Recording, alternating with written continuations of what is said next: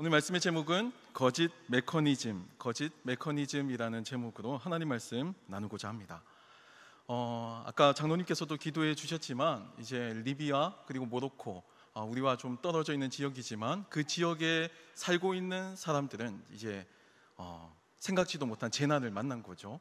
그 재난 속에서 또 그곳에서 현지의 교회 속에서도 여전히 예배를 드리고 있고 또 하나님께 기도하고 있습니다. 우리도 함께 같은 마음으로 그들을 위해서 중보했으면 좋겠고, 저희가 힘이 닿는 대로 또 도울 수 있는 방법도 찾으면 좋을 것 같습니다. 평생 거짓말을 전문적으로 연구한 거짓말 전문가가 한 분 있습니다. 미국에서 굉장히 유명한 이제 베스트셀러 작가인데요, 파멜라 메이어라고 하는 한 여성분이에요. 그녀에 따르면 이제 인간은 하루에 평균 몇 번 정도 거짓말을 할까요? 네, 평균적으로 그녀에 따르면 인간은 하루에 10번에서 200번 정도의 거짓말을 한다고 합니다. 생각보다 많이 하죠. 특히 누군가와 첫 대면을 하는, 그러니까 첫 만남을 가지는 그 순간에 따르면 그 최초의 만남 그 10분 동안에 평균 3번의 거짓말을 한다고 해요. 생각보다 거짓말을 많이 하는데요, 제가 느낄 때에는 이제 인간이 거의 밥 먹듯이 거짓말을 하는 것처럼 이제 느껴집니다. 다른 학자들은 이렇게 표현하기도 합니다. 거짓말이 꼭 윤리적인 문제가 아니고 인간의 본능이라는 거예요. 거짓말을 잘 해야지만 생존에 도움이 되었다는 겁니다. 그래서 이 생물체, 그러니까 인간을 포함해서 모든 생물체가 적당한 거짓말을 하고 살아가게끔 디자인되어 있다는 거예요. 그리고 이미 우리의 삶이 그 거짓말을 어느 정도 흡수할 수 있는, 그런 충격을 완화할 수 있는 완충제를 가지고 현재 운영이 되고 있다라고 설명합니다. 생존을 위해서 꼭 필요한 기술이라고까지 이야기하죠. 그리고 이 거짓말은 인간뿐 아니라 동물들도 합니다. 예를 들면 짝짓기를 하거나 또는 이제 적에게 쫓기는 그 위급한 상황일 때 적을 속이거나 이성을 이제 속인다라고 표현하면 좀 그렇긴 하지만 더 멋있어 보이고 더 예뻐 보이도록 이렇게 좀 과장하고 부풀리죠. 이것도 속이는 겁니다. 이런 형태를 통해서 이제 자신의 거짓말, 거짓 행위를 자꾸 드러내는 거예요. 이것은 거짓말이 꼭 옳은 문제인지 아니면 그른 문제인지에 대한 판단 이전에 이 거짓말 자체가 살아있는 생명체라고 한다면 어디서든지 누구에게서든지 발견되는 흔적이라는 겁니다. 그래서 어떤 학자들은 이 거짓말을요, 생명의 흔적이다 라고까지 표현하기도 해요. 그리고 도덕적이고 윤리적인 사람, 우리가 볼 때 굉장히 고상하고 아주 높은 수준의 인격을 가진 사람도 이 거짓말에서 자유하지 못함을 보여줍니다. 우리가 읽은 예레미야서는 남유다 말미, 그러니까 남유다가 쇠퇴하는 그 시기에 활동했던 예레미야라고 하는 이 선지자의 활동을 주로 담고 있습니다. 예레미야의 시선에서 이 남유다가 왜 이런 위기 상황을 맞닥뜨리게 되었는지 신학적으로 이제 해설하고 여러 가지 갈등 상황을 풀어내는 에피소드들이 담겨져 있죠. 그는 특별히 남유다의 권력층, 그러니까 이 남유다의 지배층과 많은 접촉을 가졌는데요, 그의 이 선포는 그래서 특별하게 조금 더 정치적이에요. 정치적인 내용의 그 메시지 신탁을 많이 선포했습니다. 그의 메시지는 단순하면서도 분명해요. 회개하고 하나님을 찾지 않으면 지금 이 순간이라도 우리의 삶의 형태를 중단하고 하나님께로 돌이키지 않으면 이 복잡한 국제 정세 속에서 남유다도 하나님의 심판을 받게 될 것이다 라고 하는 내용입니다. 굉장히 단순한 메시지죠. 이 단순한, 그러니까 한 문장으로 요약할 수 있는 이 메시지를 그 길고 긴 예레미야서를 통해서 계속해서 반복되고 계속해서 소개되고 있습니다. 그 말의 의미는 뭘까요? 남유다의 지배계층, 권력층이 이 예레미야 선지자의 말을 듣지 않았다는 겁니다. 이 한 문장만 들으면 되는데 이 한 문장을 듣기 싫어서 계속해서 거절하고 거부하는 그 역사의 시간의 흐름이 이 예레미야서 속에 이제 켜켜이 담겨져 있다라는 거예요. 점차 저물어가는 그 조국의 앞날을 보면서 예레미야는 피 끓는 마음으로 하나님의 말씀을 선포합니다. 하지만 피 끓는 마음으로 선포하는 이 예레미야의 마음과 달리 이스라엘 백성들은 그의 말을 무시하죠. 그리고 거짓말에 휘둘려 살아갑니다. 오늘 우리가 읽은 본문 말씀도 이 거짓말에 관한 특별한 상황을 담고 있어요. 거짓말을 한 이 하나냐가 하나님의 심판을 받아서 이제 심판을 받아 죽게 될 거라고 하는 예언의 말씀이 이곳에 담겨져 있고, 그 예언이 성취되는 과정까지가 나타나고 있죠. 여기에는 조금 자세한 설명이 필요합니다. 이제 제가 조금 설명해 드리면요, 이 예레미야 선지자가 활동하던 시기에 이 남유다는 굉장히 복잡한 그 정세 속에 놓여져 있는 그런 순간에 있었어요. 전통의 강호였죠. 당시 지배하던 전통의 패권자 아수르 제국과 또 애굽이라고 하는 이집트 제국이 있었는데, 이 두 국가가 몰락을 하고요, 신흥 국가였던 당시로서는 이제 다크호스였던 이제 바벨론이 막 성장해 나가던 그런 격동의 시기였습니다. 즉 제국을 통치하는 그 힘의 균형이 무언가 무너지고 권력이 재편되고 있는 격동의 시기 가운데 남유다가 존재했고, 그 순간 예레미야가 하나님의 말씀을 전하고 있었다라는 거예요. 아수르는요, 남유다의 형제 국가인 이제 북이스라엘, 그 북이스라엘을 이미 멸망시킨 당시 메소포타미아 지역의 패자였습니다. 패권 국가였어요. 그리고 애굽은요, 수천 년 전부터 이제 나일강을 중심으로 해서 파라오 중심의 강력한 왕권 중앙 집권 국가를 건설했던 전통적인 강국이에요. 역사 시기를 보면 한때는 이제 애굽이 강성했다가 또 한때는 메소포타미아 지역의 그 아수르 제국이라든지 수메르 문명, 이런 문명이 더 강성하던 시기, 막 티격태격하는 모습이 나타나거든요. 그런 두 전통적인 이 절대 이강, 고대 근동 지역을 양분하던 이 절대 이강이 이제 서서히 사그러들고 이제 새로운 국가가 나타나게 되었다라는 겁니다. 바벨론, 이 신흥 국가가 등장하게 된 거예요. 힘의 균형이 깨졌습니다. 그리고 이들 싸움 속에 이제 주변 국가들은 어떤 형태로든 누군가를 선택해서 줄을 서야만 하고, 또 누군가와 편을 먹어야만 했어요. 동맹을 맺고 누군가를 적으로 돌리고, 이런 긴급하고 중요한 정치적인 사안을 판단할 때가 왔습니다. 그리고 남유다도 마찬가지였죠. 힘의 균형이 있다는 말은요, 어떤 형태로든 평화가 유지되고 있다는 의미입니다. 힘의 균형이 있다는 말이 역설적으로 평화가 있다는 뜻이에요. 불과 몇십 년 전만 하더라도 이제 공산주의권 이제 소비에트 소련이 있었고, 연방이 있었죠. 소련이 있고, 또 민주주의 계열의 자유주의 계열의 이제 미국이 있었죠. 이 두 국가가 이제 정치적인 라이벌을 막 가지고 있었습니다. 절대 이강의 체제가 냉전을 불러왔지만, 또 한편으로는 그게 3차 세계대전을 오히려 억누르는 계기가 되었다라고 분석하는 사람도 있어요. 여러 전쟁과 전투를 억누르는 그 힘의 균형 앞에서 이제 오히려 그 평화가 유지될 수 있었다는 겁니다. 비록 불안했지만 그래도 적절한 견제가 비등하게 있었다라는 거예요. 문제는요, 이 힘의 균형이 무너지고, 이제 시소처럼 이렇게 균형이 있던 게 무너지고 어느 한쪽으로 무게추가 이렇게 급격하게 기울 때, 이때 일어납니다. 바로 이 순간에 누가 성장하고 누가 쇠퇴하게 될지 아무도 예측할 수 없는 각자 도생의 시대가 열리게 되는 겁니다. 그야말로 생존이 위협받는 시기예요. 내가 어느 편에 서야지만 생존을 보장받을 수 있을지 심각하게 고민하고 빨리 움직여야 되는 그런 시기입니다. 그리고 이 위기의 시기에 오히려 우리의 신앙의 색깔이 드러납니다. 이 위기의 순간이 마치 그 신앙을 시험하는 리트머스 시험지와도 같이 내 신앙이 하나님 앞에 올바르게 되어 있는지 아니면 변질되고 왜곡되어 있는지가 바로 이 순간에 드러나게 된다는 거예요. 치열한 눈치 싸움이 시작되죠. 약소 국가는 줄을 잘 서야지만 생존할 수 있습니다. 동맹을 잘못 맺거나 순간의 외교적 실책은 패착으로 이어지게 돼요. 나라의 존망이 위협받습니다.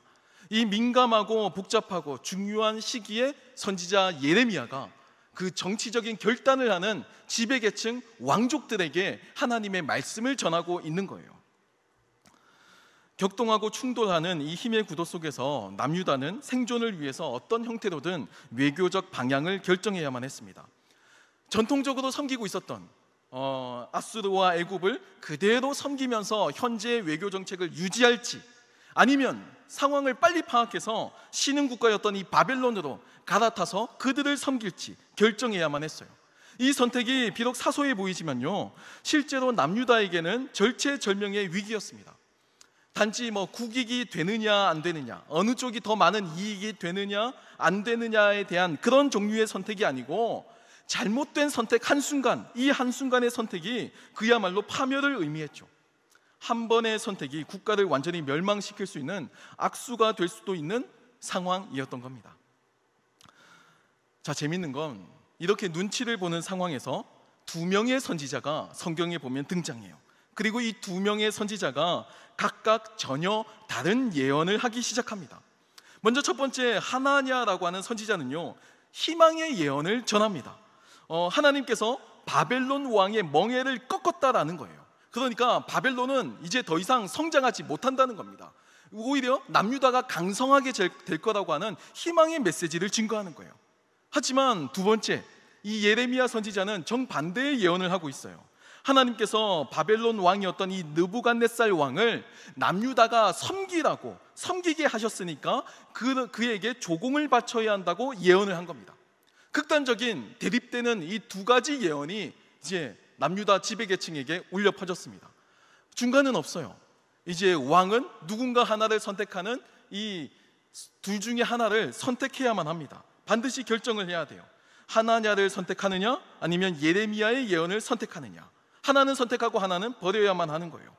그러면 이 두 사람 가운데 어떤 예언을 선택할까요? 이 두 사람 가운데 한 사람은 거짓말을 하고 있습니다. 이 상황에서 우리는 어떤 예언을 선택하게 될까요? 거짓이라고 하는 단어의 뜻은요, 참의 반대말입니다. 그렇죠? 참이 있고 이 참의 반대말이 거짓말이죠. 거짓이죠. 하지만 참과 거짓이요, 옳음과 그름, 옳음과 틀림과는 다른 것이라는 것을 반드시 기억해야만 합니다. 참과 거짓은요, 한번 생각해 보세요. 진실이냐 아니냐의 문제예요. 그렇죠? 팩트냐 아니냐에 대한 문제입니다. 그게 참이냐 거짓이냐예요.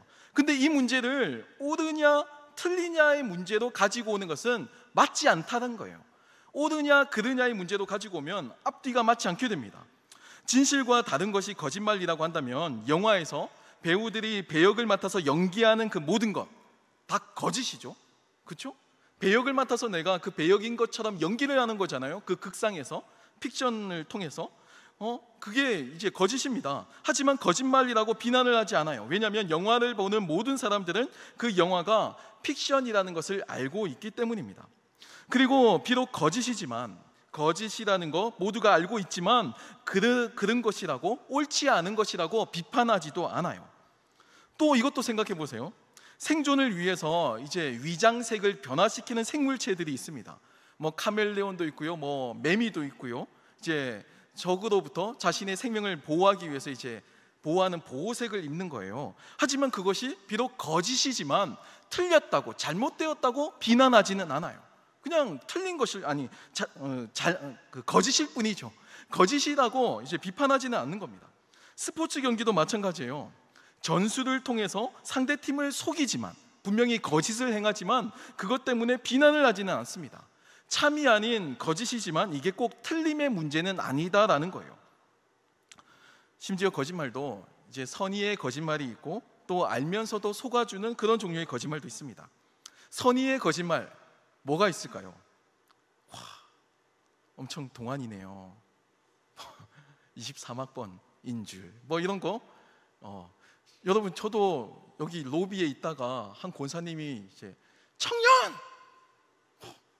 그랬었습니다. 네. 이래서 이것 좀 들어줘. 이래서 청년이요? 무슨 뭐 제가 들었던 기억이 나는데요.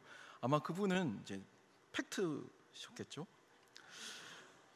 장사하시는 분들도 거짓말을 합니다. 이거 미치고 파는 거예요. 막 이런 거, 그렇죠? 알면서도 속아주는 거예요. 와, 진짜 맛있어요. 뭐 둘이 먹다가 하나 죽어도 모를 정도예요. 뭐 이런 거 다 그 상대방의 그 섬김에 대한 그 깊이를 알기 때문에 이제 예의상하는 그런 멘트죠. 거짓말, 배려의 거짓말입니다. 저는 한 게 없습니다. 다 팀원들이 열심히 해주었기 때문입니다라고 이제 지도자나 리더가 얘기할 때도 있어요. 이것도 일종의 겸손의 거짓말이라고 할 수가 있습니다. 하지만 이 거짓말을 들어도요, 거짓이라는 걸 알지만 그것 때문에 그 사람을 비난하지는 않아요. 거짓말했다고 막 지적하지 않아요. 그 거짓말이 담겨져 있는 진심을 알기 때문에 그 기분 좋은 거짓말, 상대방을 배려하는 그 배려하는 거짓말이라고 이해하고 넘어간다라는 겁니다. 거짓말에도 여러 가지 모습이 있다는 거예요. 하지만 이런 종류의 여러 가지 거짓말이 있지만 교회의 역사 속에서 거짓말에 대한 평가는요, 굉장히 부정적이에요. 사회의 정의와 공의를 세우기 위해서 정직이 장려되었습니다.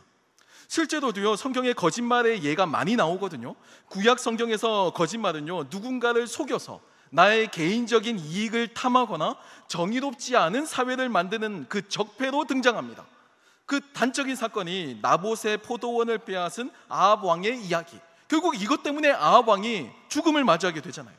특히 구약 성경에서 자주 묘사되고 인용되는 그 모습은요, 저울을 속여서 장사를 하는 그런 모습들, 그래서 정의로운 사회를 무너뜨리는 이 모든 행위를 구약 성경은요, 비윤리적이다, 잘못되었다, 그것보다 더 나아가서 죄라고 규정합니다. 그것은 하나님 앞에 죄라고 명시하고 있다라는 거예요. 반면에 긍정적인 평가를 받는 거짓말도 있습니다. 여리고에 살던 기생 라합, 이스라엘의 정탐꾼을 숨겨주고요, 또 자신을 그 정탐꾼을 찾는 자신의 동족 여리고 사람들에게 거짓말을 합니다. 하지만 성경은요, 이 기생 라합을 가리켜서 죄라고 지적하지 않아요. 정죄하지 않습니다. 오히려 이 기생 라합의 행동을 믿음의 행위라고 높이 평가하고요, 실제로 그 결과 이 라합과 그의 가족만 여리고에서 유일하게 구원을 받게 되는 거예요. 그런 예도 나타납니다. 애매한 거짓말의 경우도 있어요. 야곱은 쌍둥이 형 에서의 장자권을 빼앗기 위해서 아버지 이삭을 계획적으로 속이고 장자권을 가집니다. 어찌 보면 사적인 이익을 꾀한 거죠. 물론 그 결과 때문에 도피 생활도 하게 되었지만 성경 해석가들은요, 이 야곱의 이 속이는 행위를 한편으로는 지혜롭다라고 평가하기도 하고요, 또 한편으로는 도덕적으로 문제가 있다라고 평가하기도 합니다. 그러니까 그냥 잘못이다, 잘한 거야, 이렇게 단순하게 결정을 내릴 수 없는 이런 애매한 종류의 거짓말도 있다라는 거예요. 그럼에도 성경은요, 원칙적으로 거짓말을 애초에 죄의 시작이라고 선언하고 있습니다. 역사상 최초의 거짓말을 누가 했죠? 뱀, 사탄이 했기 때문이에요. 원래 세상에 거짓말은 존재하지 않았어요. 이 세상에는 진실만 존재했습니다. 하나님은 말씀으로 세상을 창조하셨죠. 그리고 그 말씀에 조금의 거짓도 없었어요. 얼마나 거짓이 없었는지 빛이 있으라 하는 그 순간 그냥 빛이 존재하게 되었습니다. 거짓이 없으니까, 그냥 진실이니까 진실 그 자체가 존재와 연결될 정도로 그냥 진실이 가득하던 그런 세상이었다라는 거예요. 말씀하신 대로 존재하게 되었고요, 이것은 진실 그 자체였어요. 보신이 좋았다라고 하는 평가도 조금의 거짓도 없는 진실이었습니다. 그러니까 사망도 없죠, 고통도 없죠, 슬픔도 없죠, 재난도 없죠. 완벽한 곳이 바로 태초의 에덴이었어요. 그런 세상에서 거짓말을 처음으로 구현해낸 존재가 사탄입니다. 하나님은 선악을 알게 하는 나무의 실과를 먹으면 반드시 죽을 거라고 말씀하셨지만 사탄은 이것을 교묘하게 뒤틀려서 속여서 죽지 않는다고 아담과 하와를 속입니다. 거짓말을 한 거죠. 선의의 거짓말이 문제되는 일은 거의 없지만 문제가 되는 대부분의 경우는요, 이 거짓을 말하는 사람, 거짓을 말하는 이 존재가 진실을 뻔히 알고 있음에도 이익을 위해서 어떤 의도를 가지고 거짓을 시도하는 경우예요.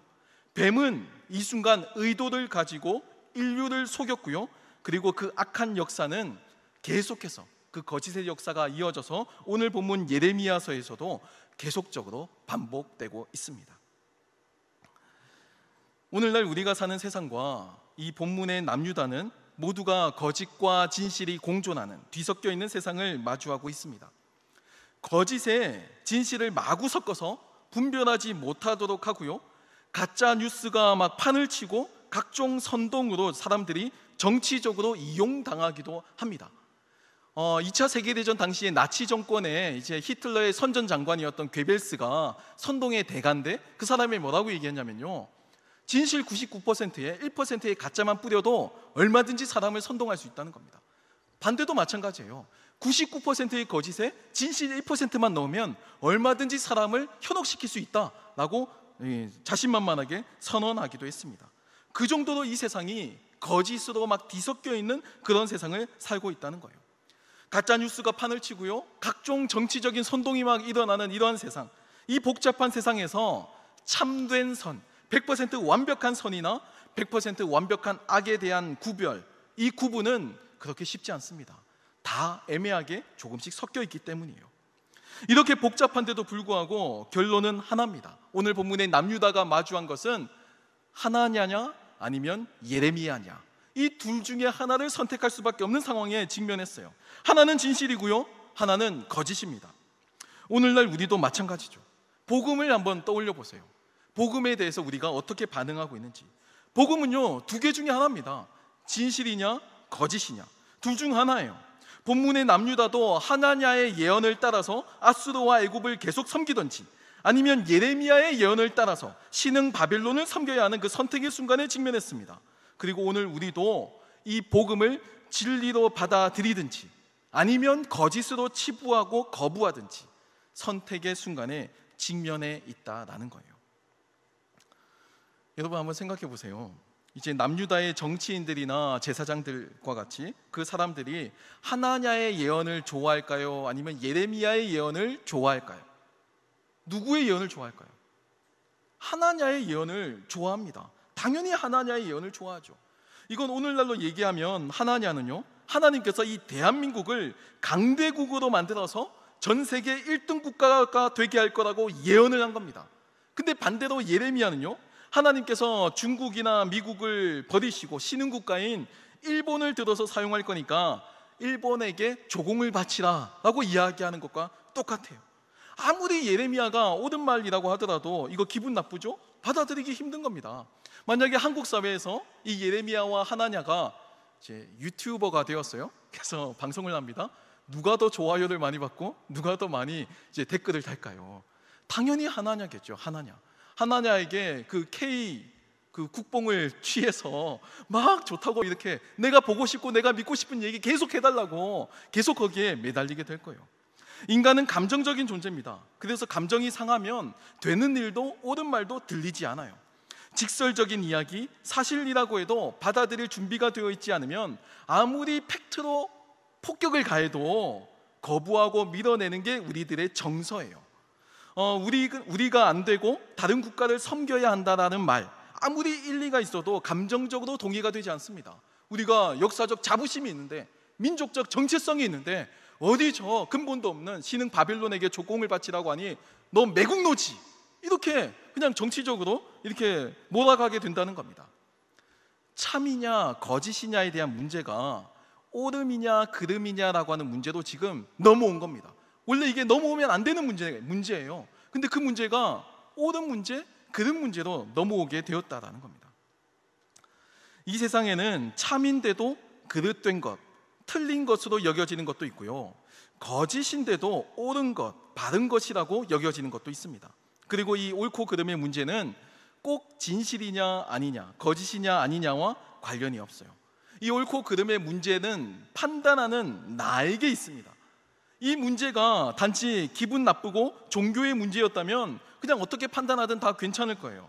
하지만 이 문제는요, 내가 하나님 앞에서 그 하나님의 음성을 들을 준비가 되어 있느냐 아니냐의 문제를 야기하기 때문에 굉장히 중요하다라는 겁니다.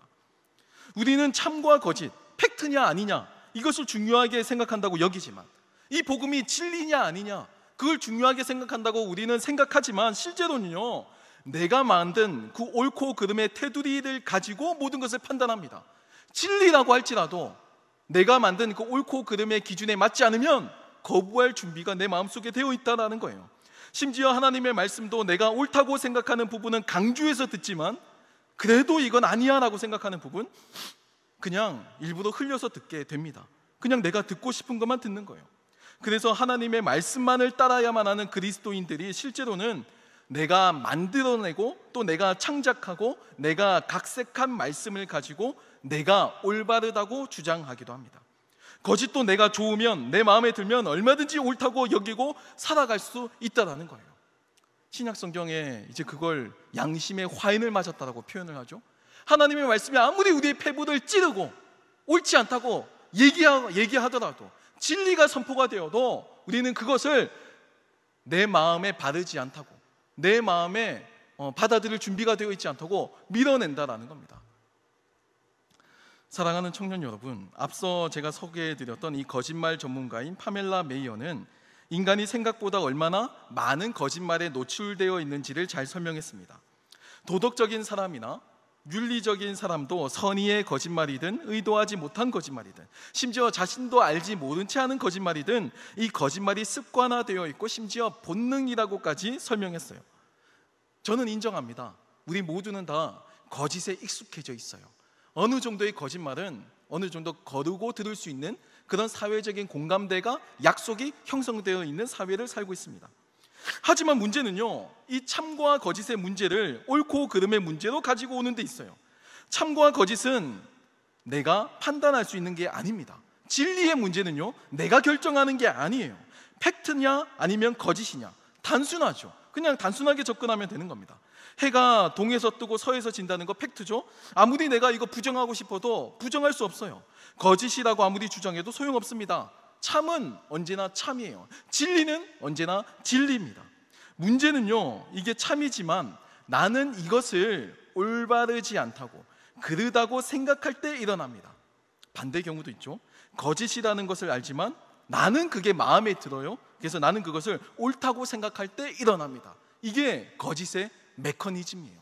거짓말이 그냥 뻔하게 남을 속이는 것이 아니라 나의 욕망과 나의 갈망을 읽어내고 너의 그 숨겨져 있는 너의 갈망과 욕망에 맞는 것, 그것을 이야기하는 게 그냥 그게 거짓인 거예요. 그 거짓이 내 욕망과 부합만 하면 나에겐 그것은 언제든지 올바른 것으로 바뀌게 된다는 겁니다. 여러분, 그게 창세기의 아담과 하와의 범죄에서 일어났어요. 선악을 분별하는 권리, 하나님께서 선악과를 먹지 말라고 하셨던 것은 선과 악을 구분하는 그 기준, 그 기준만큼은 하나님께 있다라는 것을 기억하라라는 메시지였습니다. 근데 아담은, 이제 하와는 뱀에게 속아서 그 명령에 정면으로 도전하죠. 선과 악의 기준을 내가 가져오겠다는 겁니다. 하나님께 묻지 않고 하나님의 그 결정을 따르지 않고 내가 이건 선이야 이건 악이야 라고 내가 결정하겠다라고 가져온 그 사건, 일종의 쿠데타죠. 그 인류가 하나님을 향해 항명한 사건, 쿠데타를 벌인 그 사건이 바로 선악과 사건이라는 겁니다.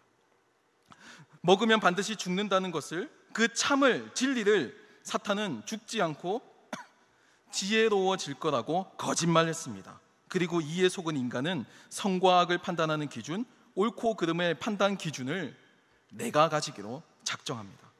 이제 참인지 거짓인지는 중요하지 않아요. 진리인지 아닌지 중요하지 않아요. 내가 볼 때 옳으냐 그르냐가 더 중요해졌습니다. 저는 그게 우리 시대의 가장 큰 비극이라고 생각합니다. 사랑하는 여러분, 저는 신학 공부를 하고 목회자로 부름을 받았습니다. 제가 최근 며칠간 하나님께 기도하면서 여러 가지 고민과 기도 제목을 길게 가져가면서 했던 내용이 있어요. 그 가운데 하나가 이 시대에 내가 여러분들을 위해서 뭘 해줄 수 있을까라고 하는 질문이었습니다. 목회자가 단지 설교하고 그냥 입 바른 말하고 그냥 내려가는 그런 존재인지, 아니면 정말 진리를 진리라고 이야기할 수 있는 존재인지에 대한 고민이었습니다. 제가 이 이야기를 많이 이제 신방을 하면서 여러 지체들을 만나보면 목회자로서 꼭 해주고 싶은 말이 있어요. 뭔가 가이드로 얘기해주고 싶고 이것만큼은 꼭 바꾸었으면 좋겠다라는 마음이 들 때가 있습니다. 하지만 100이면 100 제가 이 이야기를 전하면 받아들이지 않더라고요. 받아들이지를 않아요. 그것만 바꾸면, 그것만 뭔가 용기를 낸다면 분명히 삶이 달라질 수 있는 계기가 될 텐데, 그 기회가 있을 텐데, 그것만 들어주면 참 좋을 텐데 꼭 그걸 받아들이지 못하더라고요. 내가 살아온 삶의 관성이 있고 내가 그동안 살아왔던 삶의 법칙이 있으니까 그걸 역행한다는 게 그게 쉽지 않은 겁니다. 그리고 날마다 예배하고 기도하고 말씀을 보면서 내가 듣고 싶은 말씀만, 거기에만, 이렇게 표현해서 죄송하지만 집착을 하기도 해요. 우리 모두도 마찬가지죠. 우리 모두도 마찬가지입니다. 사랑하는 여러분, 하나님의 말씀 앞에서 우리가 벌거벗은 모습으로 정말 그 단독자로 서는 용기를 가졌으면 좋겠습니다. 저도 한 주간, 저도 목사지만 하나님 앞에서 내가 잘못한 것은 무엇인지, 그리고 내가 부족한 것은 무엇인지 겸손하게 또 내려놓고 기도하고 이야기하기도 했어요. 저도 허물 많은 사람이지만 그래도 하나님의 말씀대로 교정하고 조금씩 그래도 바꾸어 나가려고 노력합니다. 혼란한 상황입니다. 가짜뉴스가 판을 치고요, 복음이 무가치하다고 여러분들을 선동하는 세상을 살고 있습니다. 나치 시대에 괴벨스는 없지만 이 시대의 여러분들을 향해 하나님은 없다고, 예수 그리스도는 무가치하다고 이야기하는 이 비진리가 떠드는 세상을 우리가 살고 있습니다. 이 세상에서 내가 보고 싶은 것만 보고 내가 믿고 싶은 거짓을 따라가지 말고, 때로는 마음이 아프지만, 때로는 받아들이는데 큰 용기가 필요하지만, 매가 되지만 쓰지만 약이 되는 그 하나님의 말씀을 따라가는 저와 여러분이 되길 소망합니다. 어려움이 있을 때 여러분 새벽에 나와서 기도하면 좋겠습니다. 하나님께서 여러분 도와주실 겁니다. 그리고 어려움이 있을 때 하나님께 나아가서 기도하시면 여러분 우리의 삶에 그 상수가, 변화가 일어나서 변수가 나타나는 그런 계기가 될 줄로 믿습니다. 수많은 믿음의 선진들이 우리와 같은 이 막막한 삶을 살아나갔어요. 우리보다 더 힘든 이 인생의 파도 앞에서 절망할 때도 있었습니다. 이 남유다보다 더 혼란스러운 시대를 살아갈 때도 있었어요. 이 혼란스러운 시대에 내 경험과 내 지식과 내 감각을 믿고 따라가는 건 어리석은 일입니다. 하나님께 묻고요, 때로는 그 결론이 내 생각과 달라도 겸손하게 내려놓고 따라갈 수 있는 저와 여러분이 되길 소망합니다. 모든 주권을 하나님께 믿고 맡기고 하나님의 말씀에 순종하며 살아가는 저와 여러분이 되길 축복합니다. 우리 이 시간 함께 찬양하고 또 기도하는 시간을 가지겠습니다.